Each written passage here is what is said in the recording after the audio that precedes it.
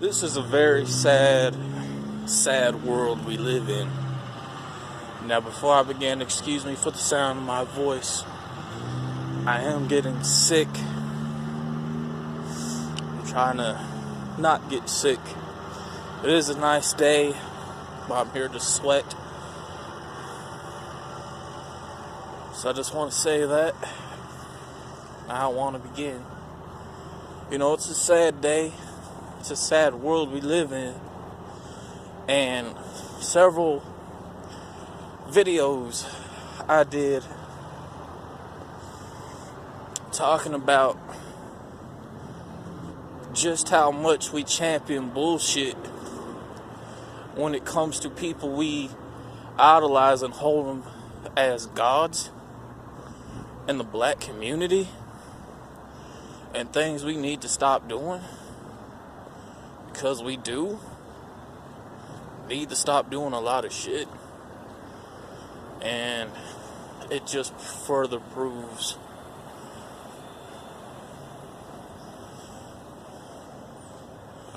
my point that I made in those videos. And it goes to show that we turn a blind eye to a lot of things.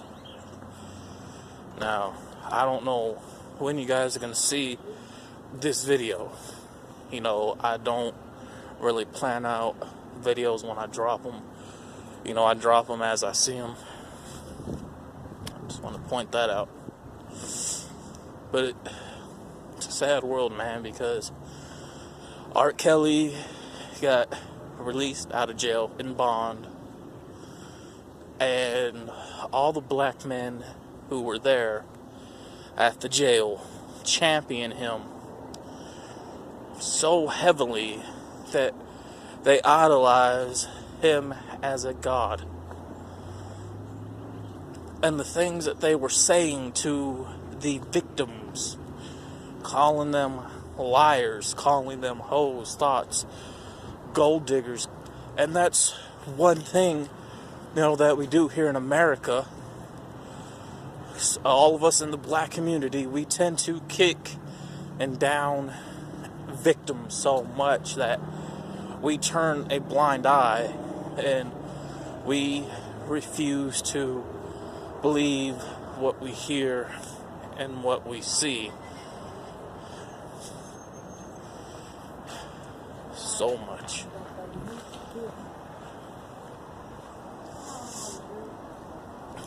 You know, we refuse to hear and we refuse to believe what we see and hear so much, especially when the evidence is right there in front of us.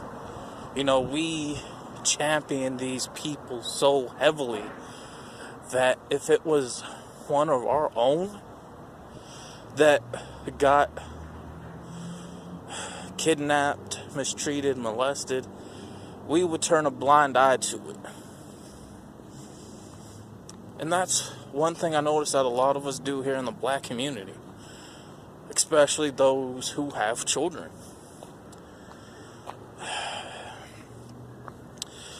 And one thing people need to realize is that when somebody who has money, who has power, and the victim has nothing, the person with the power and money is going to strike heavy amounts of fear and threats and intimidation into the victim's life, to where they're not going to say anything for years because they're scared and fear for their life and the people around them who they don't want to see hurt if they speak out. And that's one thing in this world that a lot of people are afraid of: those that stand up for themselves, those that speak out for themselves. And every time we hear somebody that does that, we tend to down them and to attack them, because we idolize the villains like heroes, and we idolize the heroes like villains. You know, we do that, and it's very sad to see. You know, it just goes to show the type of world we live in, the type of people we are here.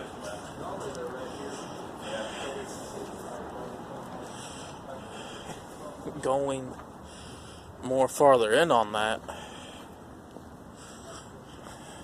to give an example again, how much we champion the bullshit and the people that hurt people. Now, I know before I begin, I'm going to defend myself. A lot of people look at the Buddy videos I did. Yeah, it's me defending him. And what it was, he eventually got arrested for pedophilia. But all those charges were dropped because I looked into it, the case. I got a hold of people that work in the district attorney's office, what are lawyers, I know cops, people that work at the stations, and people down at the court. So I can look at those documents and try to find evidence. And the reason why it was dropped, because what they were presented with was with fake evidence to try to frame somebody who had a hard time in life, because, you know, he's a good friend of mine. You know, he couldn't walk. He had a hard time walking when he was younger. His parents spent a lot of money they saved up to get the surgery needed for him to use his legs. I know a lot of people make fun of him because of the way he looks. Like, he looks 56. Well, the thing is, he has an aging process. But he's really 25. He does a lot for people. He ended up losing his job because of these fake allegations. He was making a majority of money. He was also gating in. He worked 2 jobs plus SSI, and he was about ready to get monetization with YouTube and TikTok to get paid through both of those platforms. And these girls messed it up because they were kind of like in a ring, if you will, of setting up people who they wanted money from just because. Now, yeah, don't get me wrong, in most cases you're going to have people that are going to make fake allegations just to have money. And this is one of those cases. They made fake accounts, and what people don't realize, whatever account you make, that account can be traced to the phone it came and got made from, and email. People don't know that. It can.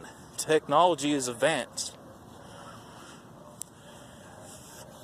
To make a long story short with that one, you know, one of the girls, the main leader of it, she been having a record in the history of making false allegations. So those girls got in trouble for that. So that was one of those rare cases where, yeah, you do have fake allegations being made towards somebody, and all they really wanted from him was money. That's all. So I defended him. And again, I know I looked into every single last bit of it. And what I found was fake evidence to try to get somebody in trouble. So, going on with that, there's other examples that no one seems to be talking about, and I've seen it. You know, we champion the bullshit so much, and we hold people who are famous who we don't even really know how they're really like behind closed doors. We don't. You know, you have the artist and producer Birdman, who had a 17-year-old in the studio in his boxers dancing in front of him, who was from Memphis, and the video's out there. But no one decided to talk about the big elephant in the room, which is, why does he have this 17-year-old dancing in front of him in his boxers?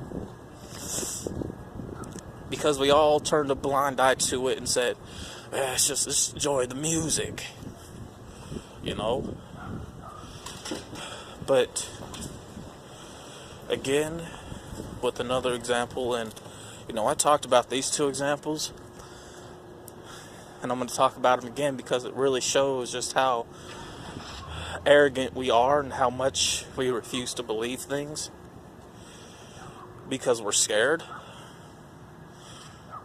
Yeah, us people in the black community, we're scared, we're chicken shit.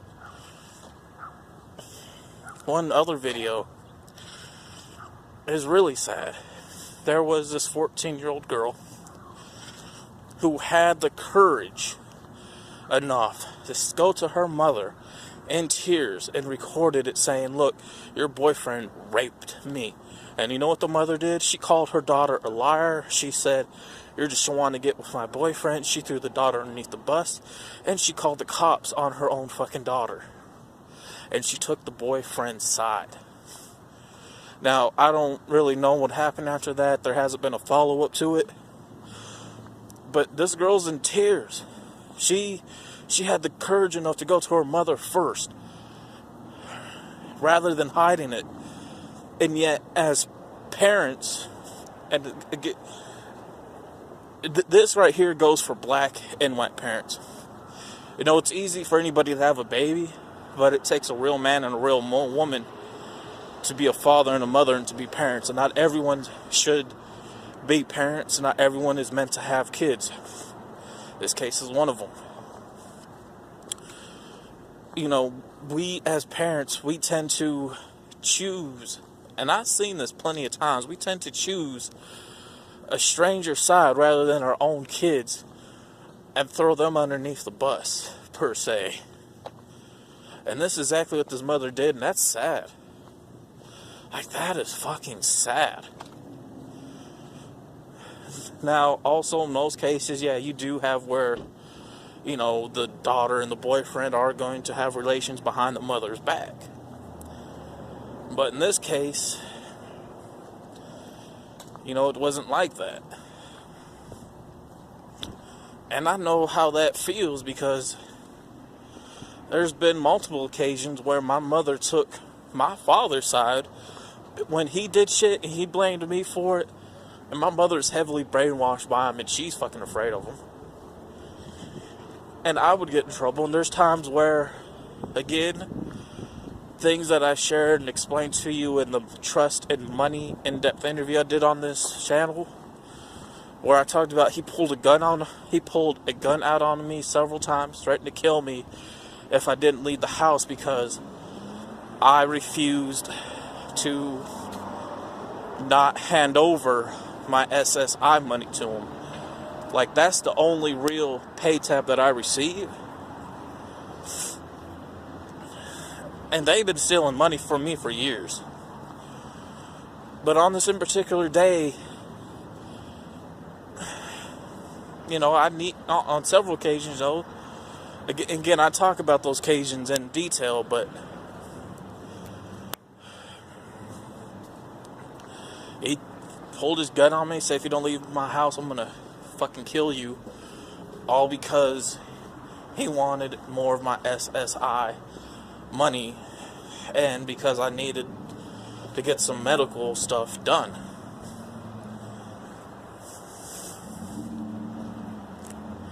So, once I chose to defend myself, and again, several occasions, I share about this experience. Several occasions when this happened, I chose to defend myself. And because of that, I get arrested. And the reason why I get arrested is because my mother took my father's side. And you guys don't know, we don't have self-defense laws here in the state of Tennessee. So if you choose to defend yourself, you will be arrested while the attacker gets let go. But again, those are just examples of just how much we act and how we do things and who we are. And it's very sad. So, rather than shaming and downing the victim and kicking them and trying to silence them, again, because we're scared as black people, we're scared of the truth, we're scared to believe what we hear and see, especially when heavy, and I mean heavy amounts of evidence are in our face. We want to go out and say, oh, it's fake. They just want money. Good majority of people ain't out for money. They want justice. Now, money may come along with that for damages that were inflicted with them in different ways. But that ain't the case.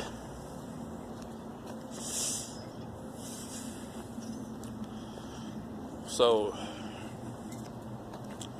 it's a sad world, and all this goes back to me saying again from the beginning of this video, us as black men, if it was our own children that got raped, that got attacked in some way by a total, complete I don't want to say total, complete stranger, but by a famous person who we don't even really know how they are, who are really a stranger to us anyways, we are going to not believe our own seed, our own children, because we're going to go ahead and down them, shame them, not take their side, throw them underneath the bus, and take the famous person's side. But what we are going to do, we're probably going to use our child that has never met this famous person, that never had an encounter with them, and say, hey, say such and such did this to you so we can get some money. Right? But when that money doesn't come, either your child's going to rat you out and say, yeah, my own parents set me up, or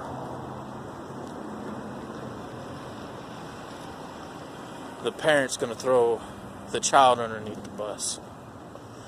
And that's just kind of people we are. We don't know any better because we have no leadership. We don't have any leaders. We idolize people as false prophets, as false gods, who don't do shit for us. So again, all this goes back to when R. Kelly was released. All the black men were there championing him and downing the fucking victims. And it is sad. It sickens me. I'm out.